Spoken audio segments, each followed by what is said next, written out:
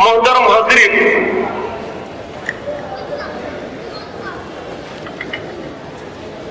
আমরা একটি মাদ্রাসার সম্মেলনে উপস্থিত হয়েছি।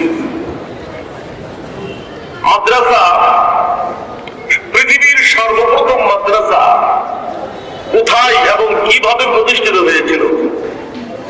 পৃথিবীর প্রথম মাদ্রাসা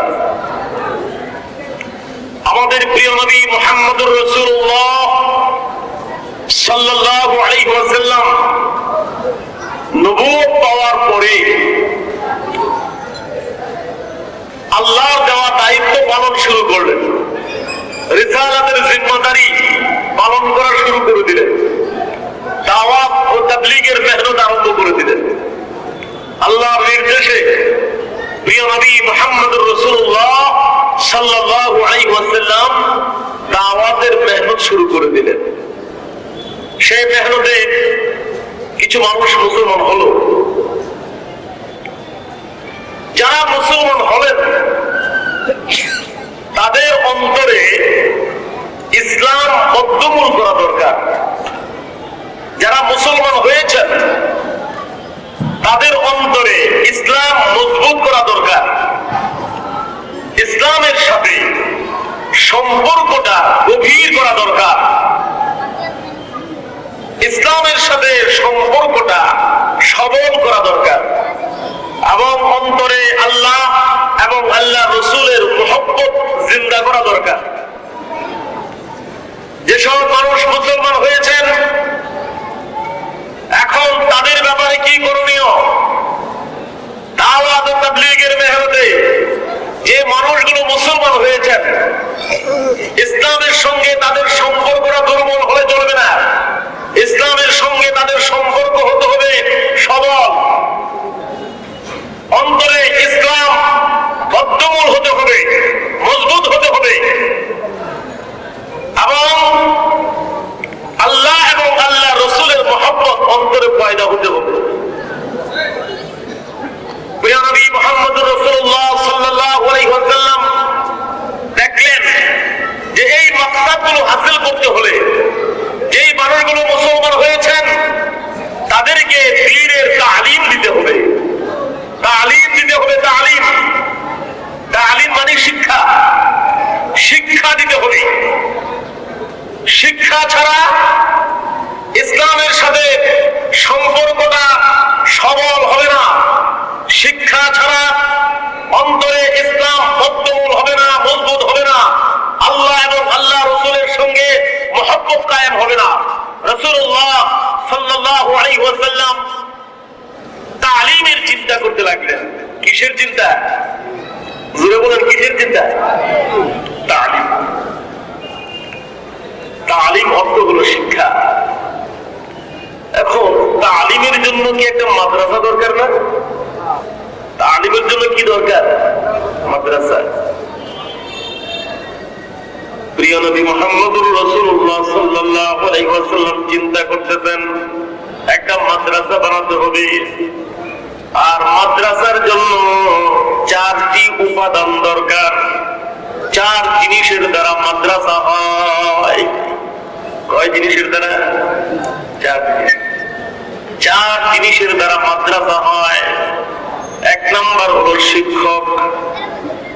মাদ্রাসার এক নাম্বার উপাদান কি? শিক্ষক। দুই নাম্বার উপাদান হলো ছাত্র। এক নাম্বার শিক্ষক, দুই নাম্বার হলো ছাত্র, তিন নাম্বার হলো সিলেবাস। তিন নাম্বার কি? চার নাম্বার হলো জায়গা। জায়গাটা কয় নম্বরে? চার নম্বরে। শিক্ষক লাগবে, ছাত্র লাগবে, সিলেবাস লাগবে, জায়গা লাগবে।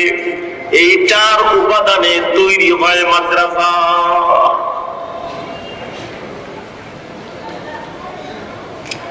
আল্লাহর রাসূল যারা নতুন মুসলমান হয়েছেন তাদেরকে তালিম দিতে চান। তালিমের জন্য প্রয়োজন মাদ্রাসা। মাদ্রাসার জন্য দরকার শিক্ষক, ছাত্র, সিলেবাস, জায়গা। শিক্ষক কোথায় পাওয়া যাবে? শিক্ষক একজন পাওয়া গেল। শিক্ষক হলেন স্বয়ং প্রিয় নবী মুহাম্মদুর রাসূলুল্লাহ সাল্লাল্লাহু আলাইহি ওয়াসাল্লাম। আল্লাহর রাসূল হলেন দুনিয়ার শিক্ষক।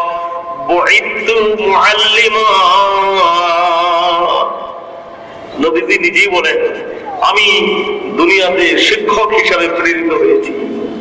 আল্লাহ রাসূলের পরিচয় কি? তিনি শিক্ষক। শিক্ষক পাওয়া গেল, এখন প্রয়োজন ছাত্র। ছাত্র কিছু পাওয়া গেল। হযরত বেলাল রাদিয়াল্লাহু তাআলার মতো, হযরত যায়েদ রাদিয়াল্লাহু তাআলার মতো, খাব্বাব রাদিয়াল্লাহু তাআলার মতো, হযরত আলী রাদিয়াল্লাহু তাআলার মতো কিছু ছাত্র পাওয়া গেল। ছাত্র কিছু পাওয়া গেল, শিক্ষক পাওয়া গেল, ছাত্র পাওয়া গেল। এখন দরকার সিলেবাস। কি দরকার? সিলেবাস। আল্লাহ রাব্বুল আলামিন সিলেবাস দিয়ে দিলেন। সিলেবাস হলো ইলমে ওয়াহী। ইলমে ওয়াহীর একটি কিতাবের নাম হলো আল কুরআনুল কারীম। কোরআন শরীফ ইলমে ওয়াহী হলো সিলেবাস, আর সেই সিলেবাসের একটি কিতাব আল কুরআনুল কারীম। সিলেবাসও পাওয়া গেল। এখন দরকার জায়গা। এখন কি দরকার? কে জায়গা দেবে? আল্লাহ রাসূল শিক্ষক হলেন, যারা মুসলমান হয়েছিলেন তারা ছাত্র হয়ে গেল। আল্লাহ রাব্বুল আলামিন সিলেবাস পাঠিয়ে দিলেন, সিলেবাসের অন্তর্ভুক্ত কিতাবও পাঠিয়ে দিলেন কোরআন শরীফ। এখন দরকার জায়গা। জায়গার জন্য যদি আবু জেহেলের কাছে দরখাস্ত করা হতো, তখন তো মক্কার সরকার প্রধান ছিল আবু জেহেল। যদি তাকে বলা হতো যে কোরআন পড়ানোর জন্য, কোরআনের তালিমের জন্য একটা মাদ্রাসা বানাতে হবে, আর মাদ্রাসার জন্য একটু জায়গা দরকার, মেহেরবানি করে একটু জায়গা বরাদ্দ দিয়ে দেন, কি আবু জেহেলের কাছ থেকে সহযোগিতা পাওয়া যাইতো? আবু জেহেল কি মাদ্রাসার জন্য জায়গা দিত? দিত না। এখন জায়গা কোথায় পাওয়া যাবে? কওমের একজন ব্যক্তি,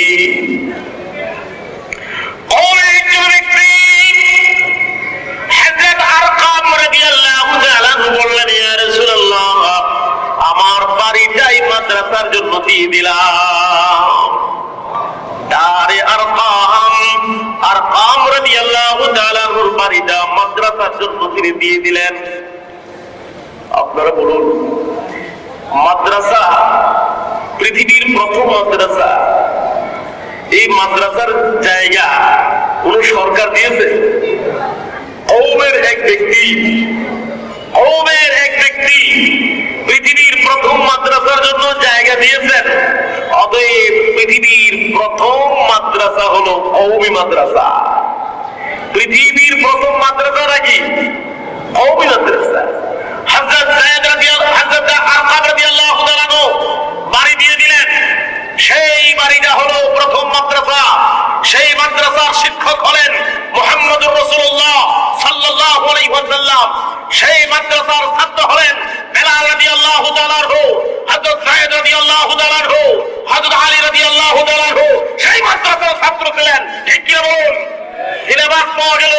আল্লাহ রাব্বুল আলামিন একটা সিলেবাস পাঠিয়ে দিলেন, আর সেই সিলেবাসের কিতাবও পাঠালেন। সেই কিতাবের নাম হলো আল কুরআনুল কারীম। জায়গাও পাওয়া গেল। কওমের এক ব্যক্তি আরকাম রাদিয়াল্লাহু তাআলা আনহু জায়গা দিয়ে দিলেন। অতএব এই পৃথিবীর প্রথম মাদ্রাসা হলো কওমি মাদ্রাসা। ঠিক কি বলেন? এই পৃথিবীর প্রথম মাদ্রাসা কি? কওমি মাদ্রাসা। এই মাদ্রাসার সিলেবাস কি? কোরআন। কোরআন হলো সিলেবাস। এই সিলেবাস দ্বারা মাকসাদটা কি? এই সিলেবাস পড়ানোর মাকসাদ কি? আমরা এক একটা প্রতিষ্ঠানে এক একটা বিষয় পড়াই। এই বিষয় পড়ানোর একটা মাকসাদ আছে না, উদ্দেশ্য আছে না? মেডিকেল কলেজে যারা পড়েন তাদের উদ্দেশ্য হলো ডাক্তার হবেন, ইঞ্জিনিয়ার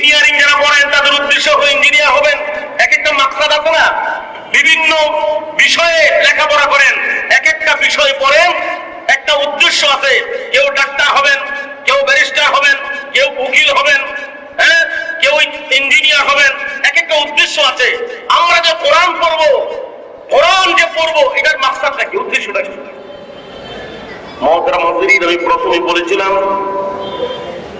এগুলোর মাত্রাটা কি হবে? আমরা যারা মুসলমান হয়েছি, মুসলমান যদি আমরা কোরআন না পড়ি, ইসলামের সাথে সম্পর্কটা মজবুত হবে না, ইসলামের সাথে সম্পর্কটা হবে দুর্বল। সবল না দুর্বল? দুর্বল হবে। আমরা যারা মুসলমান হয়েছি, এই সিলেবাস যদি না পড়ি, অন্তরে ইসলাম বদ্ধমূল হবে না, মজবুত হবে না। এই সিলেবাস যদি অধ্যয়ন না করি, আল্লাহ এবং আল্লাহ রসুলের সঙ্গে আমাদের মহব্বত কায়েম হবে না। এসব মাকসাদ সামনে রেখে এই সিলেবাসটা অধ্যয়ন করতে হয়। এই সিলেবাসের দ্বারা এসব মাকসাদ হাসিল হওয়া কি সম্ভব? কোরআনুল কারীম একটা সিলেবাস, এই সিলেবাস পড়ে যে মাকসাদের কথা বললাম, এই মাকসাদগুলো অর্জন করা কি সম্ভব? সম্ভব। সম্ভব। কিভাবে সম্ভব? দেখুন, একজন সাহাবী ছিলেন, তার নাম হলো উসমান বিন মাযউন রাদিয়াল্লাহু তাআলা। উসমান বিন মাযউন, উসমান বিন আফফান নয়, উসমান বিন মাযউন রাদিয়াল্লাহু তাআলা। তিনি নিজের কথা বলতেছেন। উসমান বিন মাযউন রাদিয়াল্লাহু তাআলা বলেন, আমি দেখা দেখি মুসলমান হয়ে গেলাম, আমার এলাকার মানুষের দেখা দেখি মুসলমান হয়ে গেলাম। আমি বুঝে শুনে মুসলমান হইনি, আমি মুসলমান হলাম দেখে দেখে। এলাকার মানুষ, দেশের মানুষ দলে দলে মুসলমান হচ্ছে, তাদেরকে দেখে দেখে আমি মুসলমান হয়ে গেলাম, আমি বুঝে শুনে মুসলমান হইনি। পৃথিবীতে মানুষ দুই ভাবে মুসলমান হয়, একটা হলো দেখে দেখে মুসলমান হয়ে যায়, আরেকটা হলো বুঝে শুনে মুসলমান হয়। ঠিক কিনা বলেন? কেউ মুসলমান হয় বুঝে শুনে, আর কেউ মুসলমান হয় অন্যদেরকে দেখে দেখে। উসমান বিন মাযউন রাদিয়াল্লাহু তাআলা বলেন, আমি দেখে দেখে মুসলমান হলাম, দেখে দেখে মুসলমান হওয়ার কারণে ইসলামের সঙ্গে সম্পর্কটা ছিল দুর্বল। ইসলামের সঙ্গে সম্পর্কটা আমার সবল ছিল না, দুর্বল সম্পর্ক ছিল। দেখে দেখে মুসলমান হওয়ার কারণে ইসলাম আমার অন্তরে বদ্ধমূল ছিল না, মজবুত ছিল না। দেখে দেখে মুসলমান হওয়ার কারণে আমার অন্তরে আল্লাহ এবং আল্লাহ রসুলের প্রতি আকর্ষণ ছিল না, আল্লাহ এবং আল্লাহ রসুলের মহব্বত আমার অন্তরে ছিল না। কারণ আমি হলাম দেখে দেখে মুসলমান। দেখে দেখে মুসলমান না বুঝে শুনে? দেখে দেখে দেখে দেখে মুসলমান হলে কি হয়?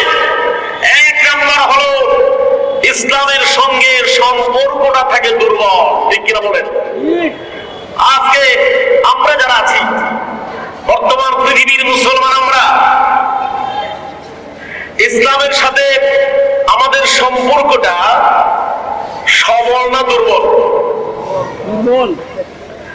আজকে আমরা ঘুষ খাই, ইসলামের সাথে সম্পর্ক দুর্বল, এই কারণে ঘুষ খাই। ইসলামের সাথে সম্পর্ক দুর্বল, এই কারণে সুদ খাই। ইসলামের সাথে সম্পর্ক দুর্বল, এই জন্য আমরা নেশা করি, গান বাজনা করি। ইসলামের সাথে সম্পর্কটা দুর্বল, এই জন্য মুসলিম মহিলারা বেপরদায় ঘোরাফেরা করে।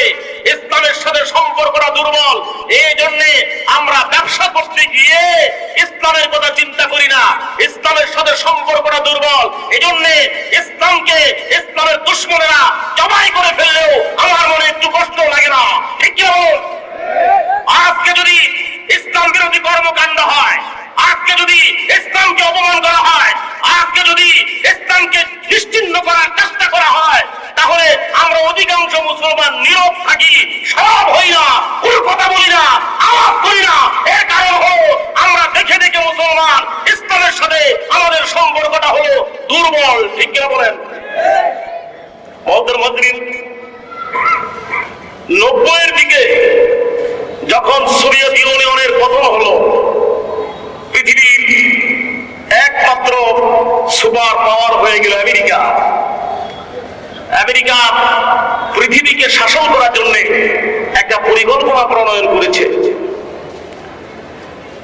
সে পরিকল্পনার নাম দিয়েছে নিউ ওয়ার্ল্ড অর্ডার, নতুন বিশ্ব ব্যবস্থা। এই নতুন বিশ্ব ব্যবস্থায় তারা দুনিয়ার মুসলমানদেরকে 3 ভাগে ভাগ করেছে। মুসলমানদেরকে কয় ভাগে ভাগ করছে? আমেরিকার পরিকল্পনায় মুসলমান 3 প্রকার। 1 নাম্বার হলো এমন মুসলমান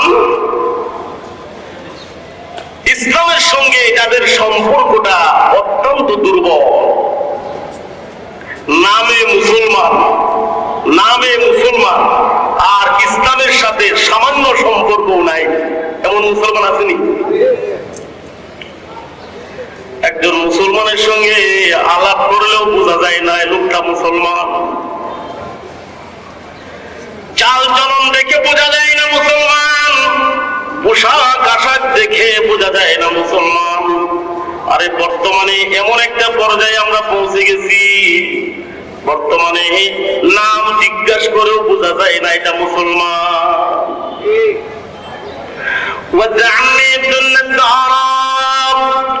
तमद्दुन में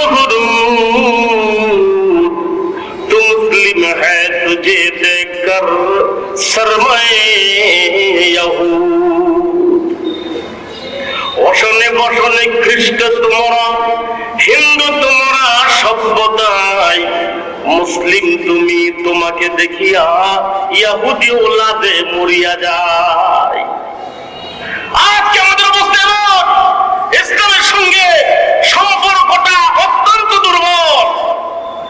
আমার চাল চলন দেখে বোঝা যায় না মুসলমান, আমার পোশাক আশাক দেখে বোঝা যায় না মুসলমান, আমার সঙ্গে আলাপ আলোচনা করেও বোঝা যায় না আমি মুসলমান। ঠিক কিনা বলেন? আমরা যদি আগে কোনো মুসলমানের সঙ্গে কথা বলতাম, তাহলে মুসলমান কথা বললেই তার জবান থেকে আসতো আলহামদুলিল্লাহ, সুবহানাল্লাহ, মাশাআল্লাহ, ইনশাআল্লাহ, ফি আমানিল্লাহ। কি এই সমস্ত কথা আসতো না? মুসলমান কথা বললে মুসলমানের জবান থেকে তো এগুলো বের হবে। দিলের মধ্যে সুবহানাল্লাহ, আলহামদুলিল্লাহ, লা ইলাহা ইল্লাল্লাহ, আল্লাহু আকবার, কথার ফাঁকে ফাঁকে বিভিন্ন প্রসঙ্গে সুবহানাল্লাহ বের হতো, আলহামদুলিল্লাহ বের হতো, আল্লাহু আকবার বের হতো, মাশাআল্লাহ বের হতো, ফি আমানিল্লাহ বের হতো। ঠিক কি বল?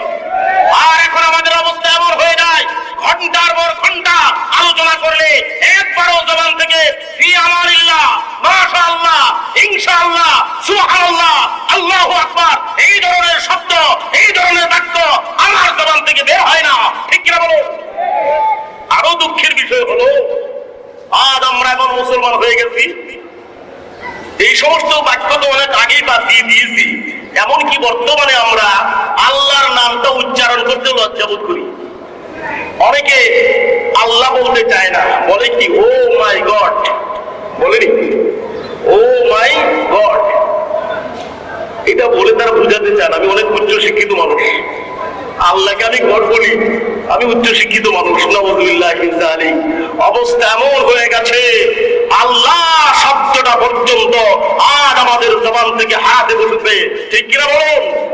নিউ ওয়ার্ল্ড অর্ডারের মধ্যে, নতুন বিশ্ব ব্যবস্থার মধ্যে আমেরিকানরা মুসলমানদেরকে 3 ভাগে ভাগ করেছে। 1 নাম্বার হলো এমন মুসলমান ইসলামের সাথে ন্যূনতম কোনো সম্পর্ক নাই, ইসলামের সঙ্গে তাদের সম্পর্কটা হলো দুর্বল। আরেক প্রকার মুসলমান হলো ব্যক্তিগত পর্যায়ে কিছু ধর্মকর্ম পালন করে, নামাজ পড়ে, রোজা রাখে, হজ করে, যাকাত দেয়, জিকির আজকার করে। ব্যক্তি পর্যায়ে ব্যক্তিগত ভাবে কিছু ধর্মকর্ম পালন করে, কিন্তু সারা পৃথিবীতে ইসলামকে বিজয়ী আদর্শ হিসাবে দেখার স্বপ্ন দেখে না। পৃথিবীতে ইসলাম কায়েম হয়ে যাক,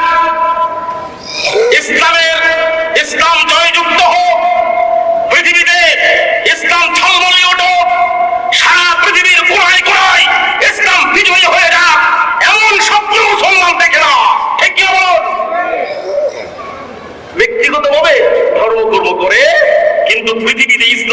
বিজয়ী হোক এমন স্বপ্ন মুসলমান দেখে না। অথচ মুসলমানের এই ধরনের স্বপ্ন দেখা দরকার ছিল না।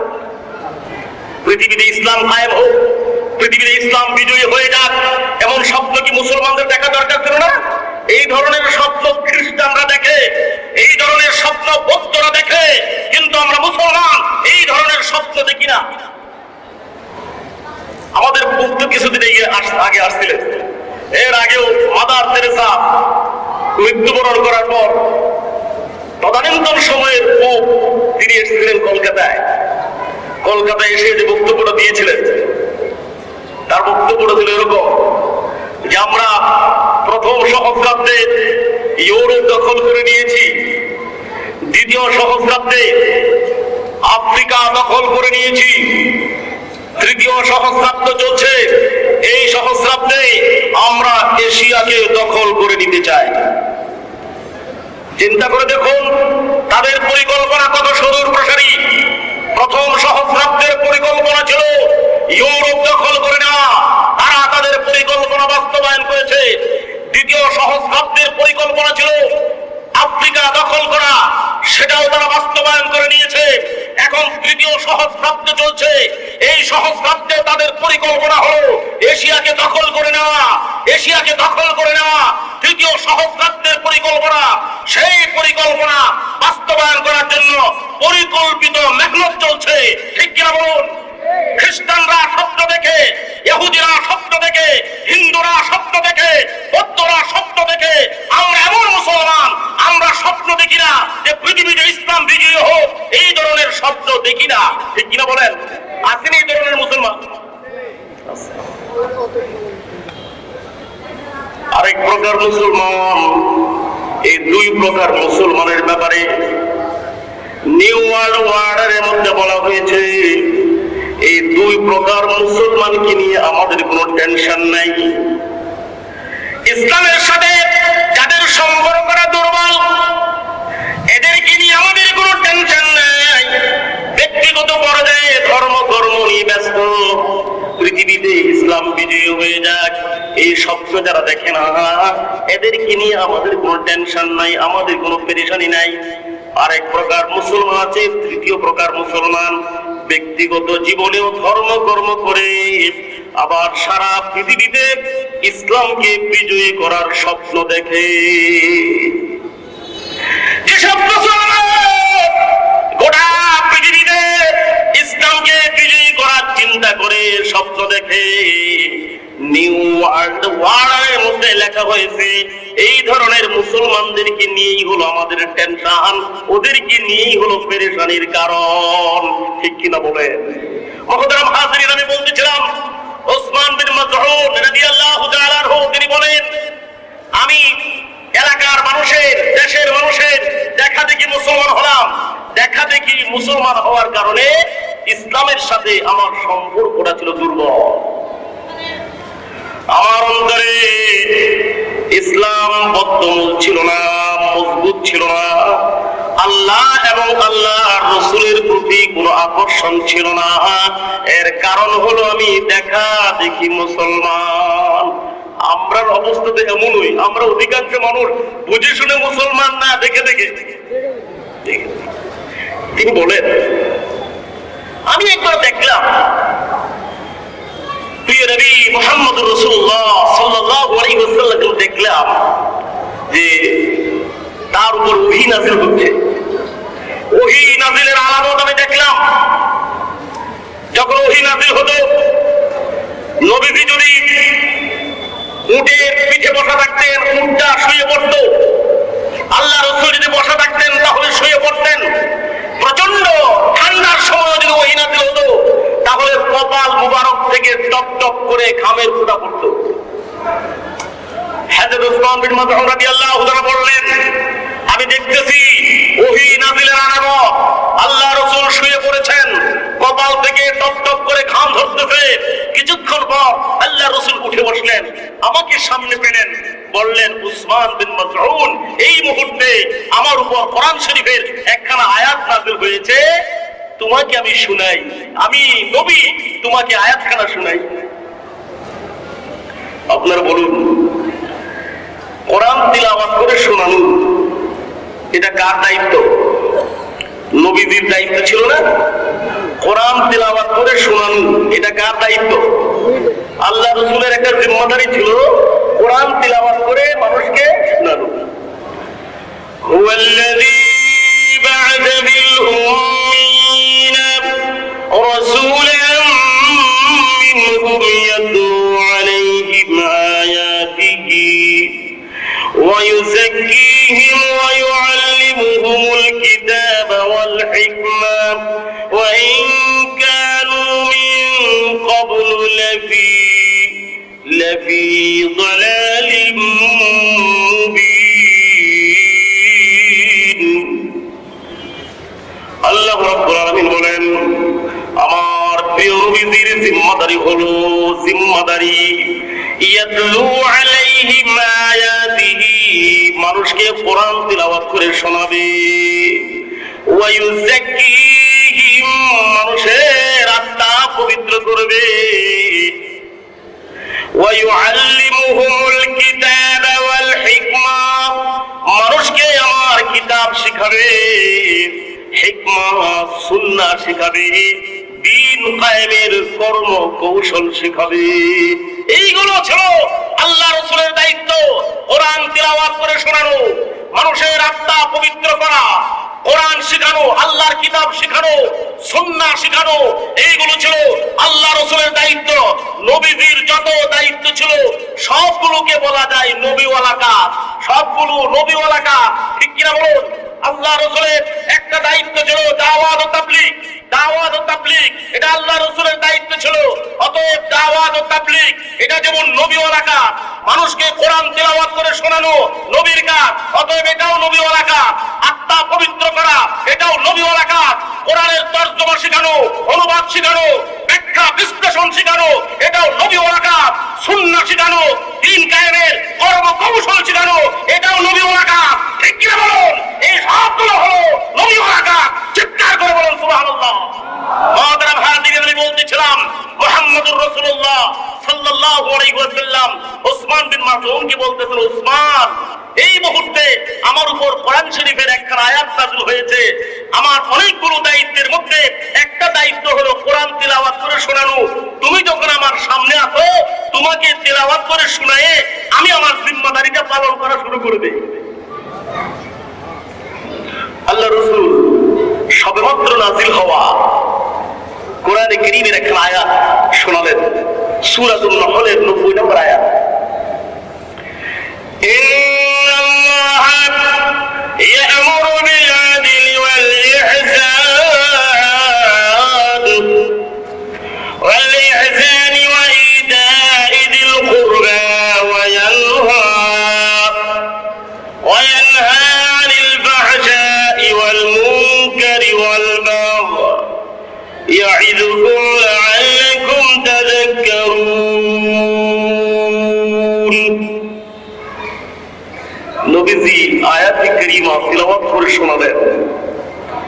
কেউ যদি, কোন মুমিন যদি নিজে কোরআনের আয়াত তিলাওয়াত করে অথবা অন্যের তিলাওয়াত মনোযোগ দিয়ে শুনে, কোন মুমিন, কোন ঈমানওয়ালা নিজে যদি কোরআন তিলাওয়াত করে অথবা অন্যের তিলাওয়াত মনোযোগ দিয়ে শুনে, তাহলে তার ঈমানের পাওয়ার বেড়ে যাবে, ঈমানের পাওয়ার বেড়ে যাবে, ঠিক কি না বলুন? ওয়া ইযা তুলিয়াত আলাইহিম আয়াতুহু যাদাতুহুম ঈমানা। আল্লাহ রাব্বুল আলামিন বলেন, কেউ যদি কোরআন তিলাওয়াত করে অথবা অন্যের তিলাওয়াত শুনে, তাহলে ঈমানের শক্তি বেড়ে যাবে, ঈমানের পাওয়ার বেড়ে যাবে, ঈমানের পাওয়ার বেড়ে যাবে, ঈমানের শক্তি বেড়ে যাবে, ঠিক কি না বলেন? মহতারাম হাজিরিন, প্রিয় নবী মুহাম্মদুর রাসূলুল্লাহ সাল্লাল্লাহু আলাইহি ওয়াসাল্লাম ওসমান বিন মাযউনের সামনে সূরাতুন নাহলের 90 নম্বর আয়াতে কারীমা তিলাওয়াত করে শোনালেন। শোনানোর কারণে ওসমান বিন মাযউন বলেন, আমি অনুভব করলাম আমার ঈমানের শক্তি, আমার ঈমানের পাওয়ার বেড়ে গেছে। তিনি নিজে বলতেছেন, আমি আরবের লোক হওয়ার কারণে আয়াতের মর্মটাও বুঝে ফেললাম। আল্লাহ রাব্বুল আলামিন দুনিয়ার মানুষের সামনে 6টি কর্মসূচি প্রেরণ করেছেন। আমি আয়াতে কারিমা আয়াতে কারিমার তিলাওয়াত শুনে আমি বুঝতে পারলাম এই আয়াতের মধ্যে আল্লাহ রাব্বুল আলামিন এমন 6টি বিষয়ের আলোচনা করেছেন যে 6টি বিষয় ছাড়া আলমের ইসলাহ সম্ভব না, যে 6টি বিষয় ছাড়া দুনিয়ার সংশোধন সম্ভব না, যে 6টি বিষয় ছাড়া দুনিয়ার শান্তি শৃঙ্খলা, দুনিয়ার সাম্য, দুনিয়ার মধ্যে দুনিয়ার স্থিতিশীলতা সম্ভব না, দুনিয়ার শান্তি, দুনিয়ার নিরাপত্তা এই 6 জিনিস ছাড়া সম্ভব না। তিনি বলে আমি বুঝতে পারলাম এই আয়াতের মধ্যে আল্লাহ তাআলা 3টা আদেশ করেছেন আর 3টা নিষেধ। আদেশ কয়টা? নিষেধ কয়টা? ইন্নাল্লাহা ইয়া'মুরু বিল আদলি, আল্লাহ রাব্বুল আলামিন তোমাদেরকে ইনসাফ করার আদেশ করতেছেন। ইনসাফ 1 নাম্বার আদেশ হলো তোমরা ইনসাফ করবে। 2 নাম্বার আদেশ হলো ওয়াল ইহসান, তোমরা মখলুকের উপকার করবে। 3 নাম্বার আদেশ হলো ওয়া ইদাইযিল কুরবা, আত্মীয় স্বজনকে দান করবে, আত্মীয় স্বজনের জন্য খরচ করবে। দেখুন 3টা আদেশ। 1 নাম্বার আদেশ হলো ইনসাফ। 1 নাম্বার আদেশটা কি? জোরে বলুন, 1 নাম্বার আদেশটা কি? ইনসাফ। ইনসাফ আর শান্তি একসাথে বসবাস করে। ইনসাফ যদি আপনার ঘরে থাকে সেই ঘরে শান্তি আছে। ইনসাফ যদি আপনার সমাজে থাকে সেই সমাজে শান্তি আছে। ইনসাফ যদি আপনার দেশে থাকে সেই দেশে শান্তি আছে। যেই বাড়িতে ইনসাফ নাই সেই বাড়িতে শান্তি নাই। যেই ঘরে ইনসাফ নাই সেই ঘরে শান্তি নাই। যেই সমাজে ইনসাফ নাই সেই সমাজে শান্তি নাই। যেই দেশে ইনসাফ নাই এই দেশে শান্তি নাই। ঠিক কি বলুন? ইনসাফ শান্তির পূর্ব শর্ত হলো ইনসাফ। ইনসাফ নাই শান্তি বিদায়। আজ আমাদের ঘরে ঘরে অশান্তির আগুন গেল। আজ আমাদের সমাজে অশান্তির দাবানল গেল। আজ আমাদের দেশে অশান্তি গেল। এই কারণ হলো কোথাও ইনসাফ দেখা যায় না। ইনসাফ নাই এই কারণে শান্তি নাই। শান্তি পেতে হলে আল্লাহর হুকুম ইনসাফের উপর চলে আসতে হবে। ঠিক কি বলুন? মুহতারাম হাজিরিন, বলতেছিলাম হযরত উসমান বিন মাযউন রাদিয়াল্লাহু তাআলা বলেন, আমি এই আয়াতে কারিমা শোনার পর বুঝতে পারলাম এর মধ্যে আল্লাহ তাআলা আদেশ করছেন 3টা। 1 নাম্বার আদেশ হলো ইনসাফ। 2 নাম্বার আদেশ হলো মাখলুকের উপকার। আল্লাহ রাসূল উপকার করে দেখাইছেন। আল্লাহ রাসূল যখন মানুষের উপকার করতেন তিনি দেখতেন না হিন্দু না মুসলমান, ইহুদি না খ্রিস্টান, নিজ এলাকার মানুষ না অন্য এলাকার মানুষ, নিজ দেশের মানুষ না অন্য দেশের মানুষ। আল্লাহ রাসূল এগুলো দেখেন নাই। ঠিক কিনা বলেন? আল্লাহ রাসূল যেমন মুসলমানের উপকার করেছেন, পৌত্তলিকদের উপকার করেছেন, হিন্দুদের উপকার করেছেন, ইহুদিদের উপকার করেছেন, খ্রিস্টানদের উপকার করেছেন, নিজ দেশের মানুষের উপকার করেছেন, অন্য দেশের মানুষের উপকার করেছেন। দল মত নির্বিশেষে, ধর্ম বর্ণ নির্বিশেষে সকল মানুষের উপকার করার নির্দেশ দিয়েছেন। আল্লাহ বাস্তবায়ন করে দেখিয়েছেন তার নবী, তার রাসূল মুহাম্মদুর রাসূলুল্লাহ সাল্লাল্লাহু আলাইহি ওয়াসাল্লাম। ঠিক কিনা বলুন? আজকে আমরা তো মানুষের উপকার করি না। উপকার করলেও নিজ বংশের লোকের উপকার করি, নিজ এলাকার মানুষের উপকার করি, নিজ দলের মানুষের উপকার করি, নিজ দেশের মানুষের উপকার করি। অন্য বংশের মানুষের উপকার করতে চাই না, অন্য ধর্মের মানুষের উপকার করতে চাই না, অন্য এলাকার মানুষের উপকার করতে চাই না, অন্য দেশের মানুষের উপকার করতে চাই না। আমরা এমন অশিক্ষিত, আমরা এমন মূর্খ হয়ে গেছি। অথচ রাসূলুল্লাহ সাল্লাল্লাহু আলাইহি ওয়াসাল্লামের শিক্ষা হলো দল মত দেশ নির্বিশেষে, ধর্ম বর্ণ নির্বিশেষে সকল মানুষের উপকার করতে হবে। ঠিক কিনা বলুন? ওয়াল ইহসান ওয়া ইদাইযিল কুরবা, আত্মীয় স্বজনের জন্য খরচ করবে। আমরা তো বন্ধু বান্ধব নিয়ে হোটেলে বসে হাজার হাজার টাকা বিল করি, অথচ আমার বাবার জন্য 500 টাকা খরচ করতে রাজি হই না, আমার মায়ের জন্য 200 টাকা খরচ করতে রাজি হই না, আমার ভাইয়ের জন্য, বোনের জন্য, ভাগনা ভাগ্নির জন্য, ভাতিজা ভাতিজিদের জন্য, ওদের জন্য খরচ করতে চেষ্টা করি না, ওদের জন্য খরচ করি না। অন্যদের জন্য কিছু খরচ করলেও আত্মীয় স্বজনের জন্য আমরা খরচ করতে পারি না। এজন্য আল্লাহ তাআলা স্পেশাল হুকুম দিয়েছেন, অন্যদের জন্য তো খরচ করবেই, বিশেষভাবে আত্মীয় স্বজনের জন্য খরচ করবে। ঠিক কিনা বলেন? আদেশ হলো 3টা, নিষেধ হলো 3টা।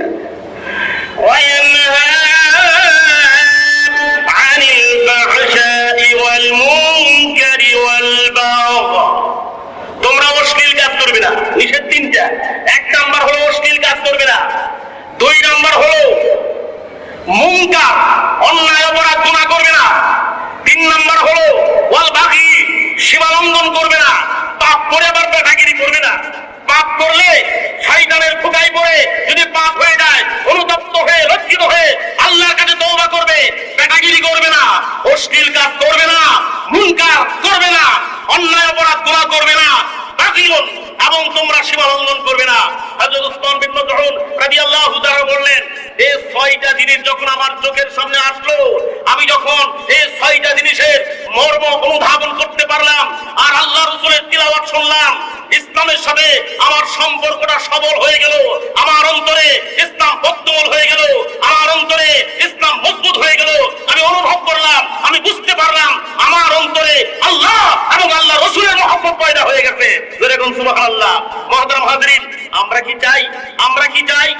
আমরা কি চাই ইসলামের সাথে আমাদের সম্পর্ক গভীর হোক? আমরা কি চাই আমাদের অন্তরে আল্লাহ এবং আল্লাহ রাসূলের মহব্বত পয়দা হোক? আমরা কি চাই ইসলামের সাথে আমাদের সম্পর্কটা সবল হোক? এটা কি চাই? চাইলে কি করতে হবে? আল্লাহ প্রদত্ত সিলেবাস কোরআন, এই কোরআন অধ্যয়ন করতে হবে। আর কোরআন অধ্যয়নের স্থান হলো মাদ্রাসা। এই পৃথিবীর লক্ষ লক্ষ মাদ্রাসার মধ্যে, বাংলাদেশের হাজার হাজার মাদ্রাসার মধ্যে আপনাদের এই বিশ্বনাথের জামে ইসলামিয়া দারুল উলুম মাদানিয়া অন্যতম একটা দ্বীনি শিক্ষা প্রতিষ্ঠান, যে শিক্ষা প্রতিষ্ঠানের গোড়া পত্তন করেছিলেন এদেশের আলেম ওলামার অভিভাবক, এদেশের তৌহিদি জনতার রাহবার ছিলেন আল্লামা শেখ আশরাফ আলী বিশ্বনাথী রাহমাতুল্লাহি আলাইহি নাওয়ারাল্লাহু বারাকাতাহু। আল্লাহ পাক তার কবরটাকে জান্নাতের টুকরা বানায় দিন। সবাই বলুন আমিন। ওয়া আখিরু দাওয়ানা আলহামদুলিল্লাহি রাব্বিল আলামিন।